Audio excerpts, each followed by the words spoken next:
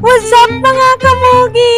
Nag-request nga si Aldrich ng pancake for breakfast. Hot cake mix nga from Maya ang ginagamit ko.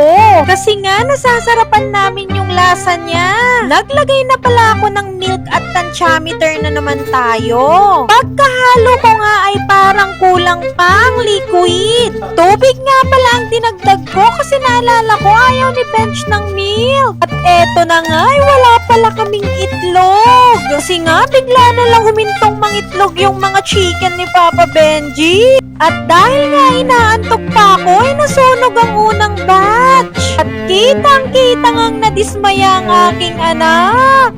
Pero sabi ko nga ay magluluto pa naman ako. At kailangan nga ay okay ang itsura. Kasi nga pagsunog na naman ay for sure hindi na ito makakain. Mantika nga pala ang gamit ko dyan kasi ayaw niya ng margarine. At sa wakas ay sumakses nga ang person. 4 na piraso nga lang yun. Sana ay magkasya sa kanya. Nilagyan ko na nga ng cheese at bet na bet niya nga ito. Gusto niya pa nga ng honey kaso honey blossom lang yung meron kami.